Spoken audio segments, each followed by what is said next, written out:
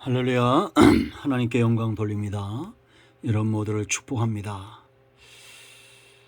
예수님께서 오늘도 분명히 우리 가운데 여호와 일의 축복으로 이끌어 가실 줄 믿습니다. 목자를 잘 따르는 양처럼 주님과 더불어 동행하는 날 되기를 원합니다.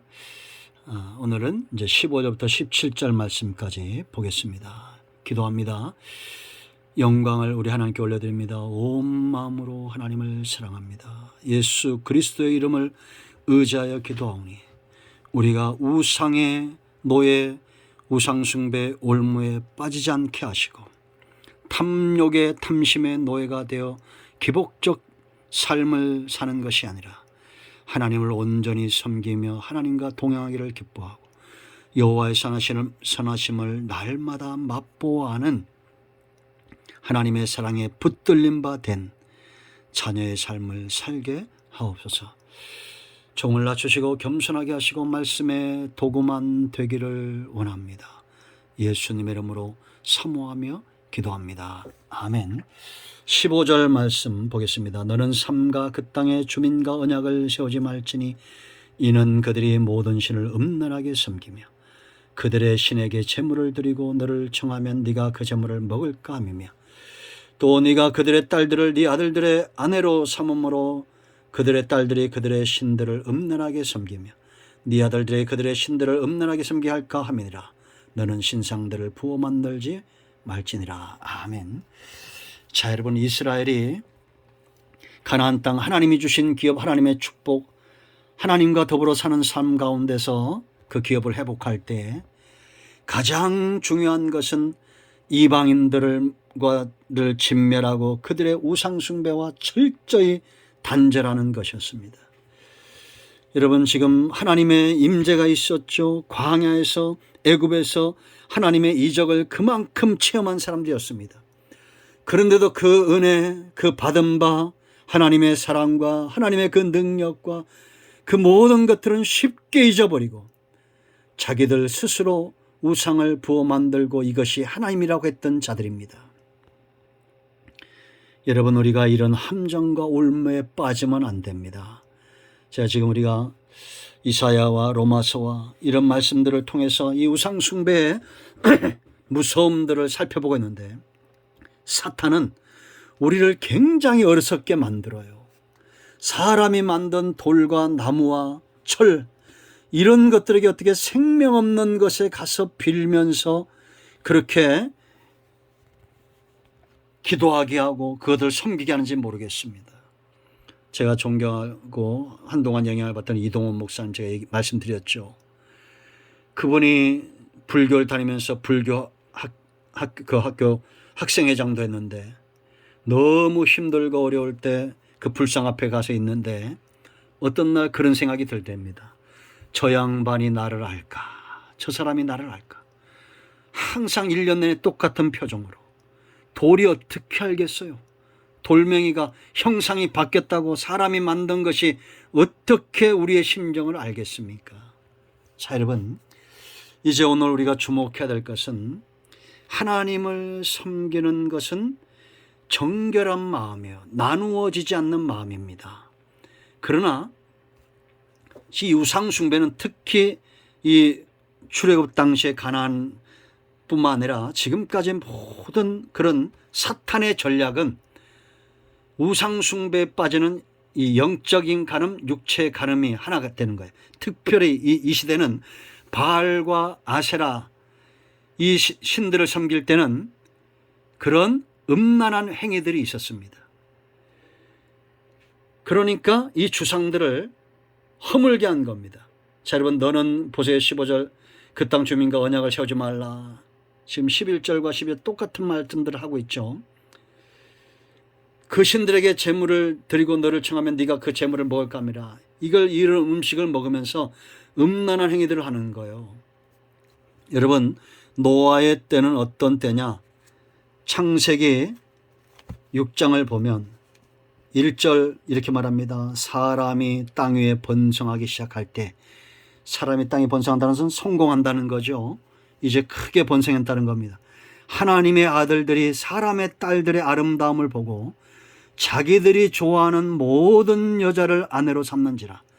신앙도 사역도 소명도 다 내팽개치고 그냥 눈에 좋기에 아름다운 여자만 골라서 시집장가 가는 거예요. 여호와께서 이르시되 3절 나의 영이 영원히 사람과 함께하지 아니하리니 이는 그들이 육신이 되님이라. 그러나 그들의 날은 120년이 되리라 하시니라. 이들이 돌이키지 않습니다. 결국 이제 이 홍수 심판이 오게 되고 하나님의 심판이 임하게 되죠. 예수님은 마태복음 24장에서 분명히 말씀하셨어요. 노아의 때와 같을 것이다 이렇게 말합니다. 노아의 때는 어떤 때냐? 노아의 때와 같이 인자의 임함도 그러하리라. 홍수 전에 노아가 방주에 들어가던 날까지 사람들이 먹고 마시고 장가들고 시집가고 있으면서 홍수가 나서 그들을 다 멸하기까지 깨닫지 못하였으니 인자의 임함도 이와 같으니라. 깨닫지 못하는 시대예요. 여러분, 깨닫는다는 것은 깨달으면 빨리 움직여야 될 거 아니에요. 여러분, 홍수가 나고 비가 나면 빨리 움직여서 막아야 돼요, 안 막아야 돼요? 막아야 되죠. 지금 막 물이 들어오고 있는데 TV 보고 있거나 잠들어 있거나 하면 되겠어요? 안 되잖아요. 특별히 지금 장마가 지고 있습니다. 그럴 때는 더 경각심을 갖고 있어야 돼요.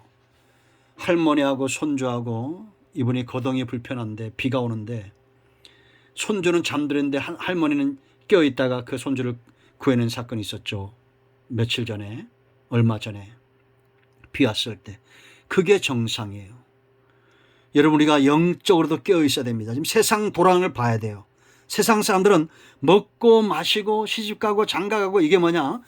땅의 백성, 육신의 삶을 위해서 살고 있는데 중요한 것은 믿는 자나 믿지 않는 자나 하나님의 사람이나 이방이나 똑같아지는 시대가 오고 있다라는 겁니다. 한마디로 말하면 음란한 시대가 되어지고 있다는 겁니다. 자, 여러분, 민수기 22장부터 25장을 보면 어떤 사건이 나오냐면 발람이란 거짓 선지자가 나오고 모압의 왕 발락이 나옵니다. 이 둘이 왜 하나가 되냐면 모압과 암몬은 영원히 이스라엘 총에 들어오지 못하게 했던 딸들과 아브라함의 조카 룻과 그 딸들과의 사이에서 나온 거죠. 음란한 세대죠. 소돔과 고모라의 음란한 백성들입니다. 하나님을 섬기지 못하고 요단들을 사랑하는, 세상을 사랑하는, 하나님 중심, 예배 중심, 말씀 중심이 아닌 세상 중심으로 갔다가 결국은 아내는 소금 기둥이 되고 딸들은 음란한 백성이 되죠. 거기서 나오는 하나님이 얼마나 진노했는지 모압과 암몬은 영원히 이스라엘 총에 들어오지 못하도록 저주가 내렸어요. 그런데 이스라엘이 광야를 지나갈 때 모압과 전쟁하고 싶은 마음이 없었습니다. 하나님은 그들을 전쟁을 통해서 멸하고 싶은 마음이 없었는데도 막은 거예요. 하나님의 일을 막은 거예요. 거짓 선지자를 불러서 그들을 저주하게 한 겁니다. 그런데 여러분, 하나님이 이 발람의 입을 들어서 오히려 이스라엘을 축복합니다. 23장 19절 말씀 보면 하나님은 사람이, 이 발람이 말하는 거예요. 하나님은 사람이 아니시니 거짓말을 하지 않으시고 인생이 아니시니 후회가 없으셔도다. 어찌 그 말씀하신 바를 행하지 않으시며 하신 말씀을 실행하지 않으시랴. 내가 축복할 것을 받았으니 그가 주신 복을 내가 돌이키지 않으리라. 야곱의 허물을 보지 아니하시며 이스라엘의 반역을 보지 아니하시는도다. 여호와 그들의 하나님이 그들과 함께 계시니 왕을 부르는 소리가 그 중에 있도다. 아멘. 이런 하나님이 거짓 선지자를 막고 하나님이 이스라엘 축복하셨어요. 그런데 이스라엘이 시딤에 머물러 있는 동안에 어디에 넘어가느냐? 음행에 넘어갑니다. 모압 여자들과 음행이에요. 이 모압 여자들은 우상을 섬기는 자들이에요. 그 우상을 섬기는 그런 신전에서 있는 여인들이죠. 근데 이 여인들과 음란한 게 빠져서 하나님이 진노하셨어요. 3절에 여호와께서 이스라엘에게 진노하사 그 나라에 연병으로 24,000명이 죽습니다. 여러분, 왜 코로나가 이렇게 오래될까요? 이게 하나님의 진노와 관계없다고요? 아닙니다. 역대하 7장 14절 읽어보세요. 하나님이 기근과 전염병으로 칠 때 우리는 하나님께 돌아가야 됩니다. 이때 이 저주를 끄는 자가 있어요.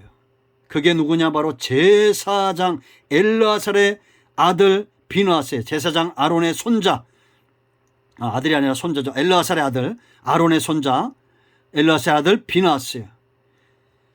이 비느하스가 이렇게 말합니다. 하나님이 비느하스가 내 질투심으로, 하나님은 질투하는 여러 했죠. 내 질투심으로 질투하여 이스라엘 자손 중에서 내 노를 돌이켜서 내 질투심으로 그들을 소멸하지 않게 하였도다. 이 비느하스가 이 곶스비와 이 족장을 창으로 찔러 죽입니다. 음란한 가운데 빠진 자들을 쳐내는 거죠. 이걸 하나님의 질투심이다 그랬습니다. 여러분, 우리는 이런 단칼에 창으로 찌르듯이 25장 8절 말씀 보면 그 이스라엘 남자를 따라 그의 막사에 들어간 이스라엘 남자와 그 여인의 배를 꿰뚫어서 두 사람을 죽이니 연병이 이스라엘 자손에게 그쳤더라. 그럼 우리는 이걸 어떻게 적용할까요? 여러분, 18절, 17절, 15절, 18절에 있는 대로 하나님이 없는 자들을 섬기는 자들이 있습니다. 그들과 결혼하는 것, 이런 거 우리가 지금도 조심해야 됩니다. 철저하게 우상 숭배와 세상과 칼로 잘라내듯이 자를 줄 알아야 돼요. 그리고 여러분들은 하나님 중심, 말씀 중심, 사역 중심을 위해서 내 육신의 삶들은 칼을 댈 줄 알아야 됩니다. 이게 바로 세례받은 백성입니다. 여러분은 무엇을 우선순위로 살고 있습니까? 하나님은 질투하시는 하나님, 소멸하는 불입니다. 세상화 되지 않도록 아브라함에게서 이삭이 나오는 겁니다. 하나님을 온전히 잘 섬기는 그런 자녀들 되도록, 그런 자손들 되도록 비느하스처럼 창을 드시고 칼을 드세요. 우리는 하나님만 섬기는, 여호수아가 죽으면서 유언했던 것이 나와 내 집은 여호와만 섬기느니라. 이런 고백이 여러분의 가정에 있기를 축원드립니다. 기도합니다. 예수님의 이름을 의지하여 기도합니다. 이 말씀대로 되게 하여 주시옵소서. 우리 가운데 비느하스가 일어나 이 모든 저주를 끊어내기를 원합니다. 마음이 상한 자, 병든 자 치유하시고 회복시켜 주시기를 원합니다. 예수님의 이름으로 사모하며 축복하며 치유하며 기도합니다. 아멘. 우리 모두에게 주신 고난과 내게 주신 고난, 예수 그리스도의 이름으로 명하노니 모든 사단의 역사와 우상 숭배와 귀신의 역사와 병만은 예수님의 이름으로 떠나갈지어다. 온 영과 온 마음과 온 육체는 치유되며 회복되었습니다. 아멘. 하나님께 영광 돌립니다. 아멘.